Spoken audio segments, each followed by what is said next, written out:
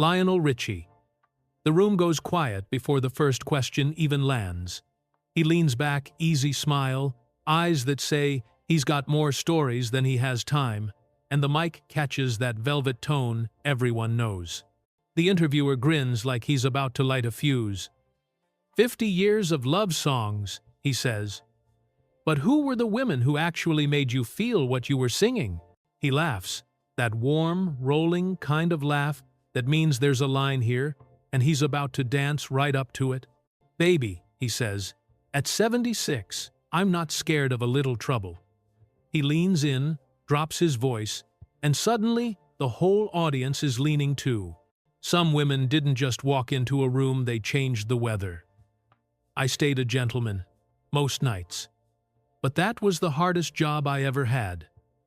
Sade, he says her name like a sip of something expensive. She never rushed a moment, he whispers. She just existed, and the world turned softer.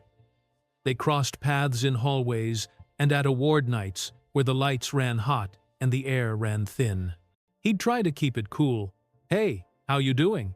Like he hadn't just forgotten the alphabet. Those calm, steady eyes.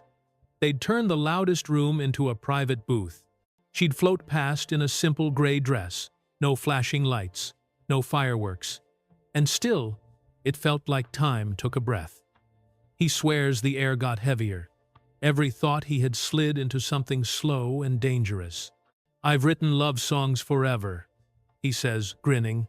But next to Sade, I felt like a rookie praying not to miss my entrance.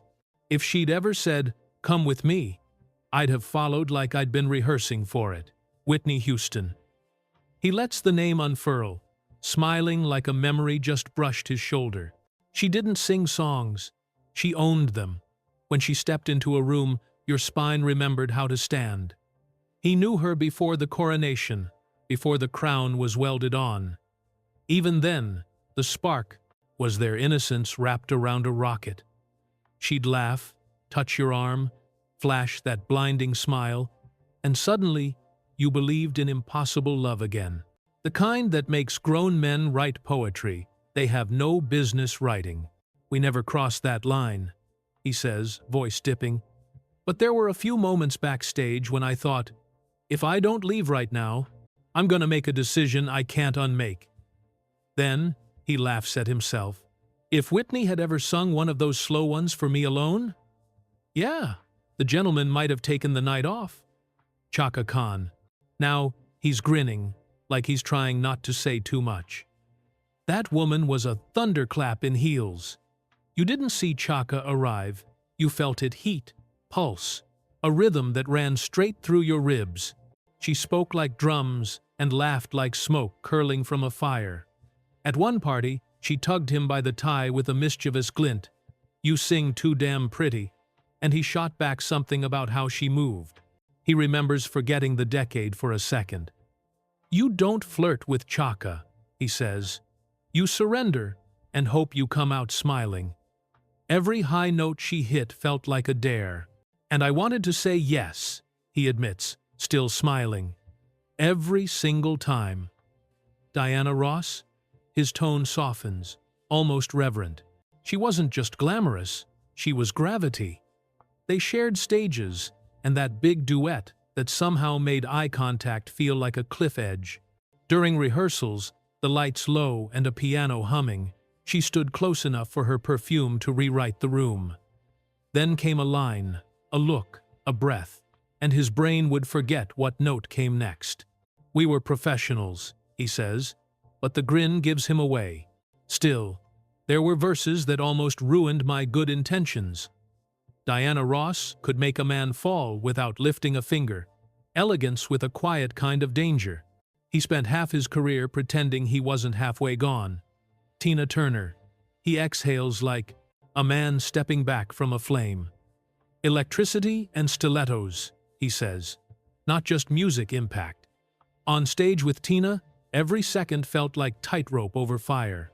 Mid-song, she'd throw him that sly smile, hair wild, lights blistering, and the crowd would vanish, just her and the heat she brought with her.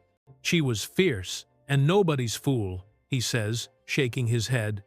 If she ever turned that energy all the way on you, you wouldn't survive it, and you'd thank her anyway. He chuckles, conspiratorial. I behaved. But don't ask me if I'd have traded a trophy for one night of that storm. You already know. Anita Baker. The smile changes smaller, deeper. Now, Anita. She didn't need volume. She had intimacy. A single phrase from her could melt the paint and rebuild the room, all in one note. She'd talk craft, eyes low, a hint of a smile, and suddenly you weren't discussing chords anymore. You were confessing secrets you didn't know you'd been carrying. On stage, she'd start "Sweet Love," and he'd stand there nodding like a pro while his insides surrendered. That voice moved everything in me, he says, quietly. If she'd ever leaned in and said, "Let's take this duet somewhere private," the fellas would have been down one frontman until further notice. Janet Jackson. Now, the grin turns playful again. Sugar with a locked vault underneath, he says. Soft voice, razor-clean moves, and a groove that makes your heartbeat ask for the night off. He remembers watching her slide through "That's the Way Love Goes," lights low, the room swaying like it belonged to her. For a full minute, breathing felt optional. She carried a quiet command, he says. Not loud, not pushy, just that gravity you can't argue with. He never shared a studio with Janet, but he's honest. If they had, he'd have forgotten the second verse and the third on purpose.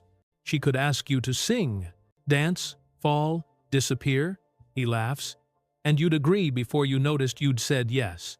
And then he sits back, that trademark grin curling like smoke. Look, he says, music blurs lines. What you feel and what you should do don't always agree. A few of them were married. Sometimes I was too. So I played the gentleman. Most nights, that was the hardest role I had. He glances toward the audience, like he can see an old stage in his mind. But those women? They changed the air. One glance, one laugh, one note, and the song you thought you wrote suddenly had a heartbeat. Now, if this little stroll through the stories behind the songs made you feel something, if you could see the rooms, hear the laughs, and feel the air change, do me a favor. Drop a like, share it with someone who lives for real-deal music moments, and tell me in the comments which name made your heart skip. You know, I've got more where that came from, but that's a story for the next video. Lionel Richie. The room goes quiet before the first question even lands. He leans back, easy smile, eyes that say he's got more stories.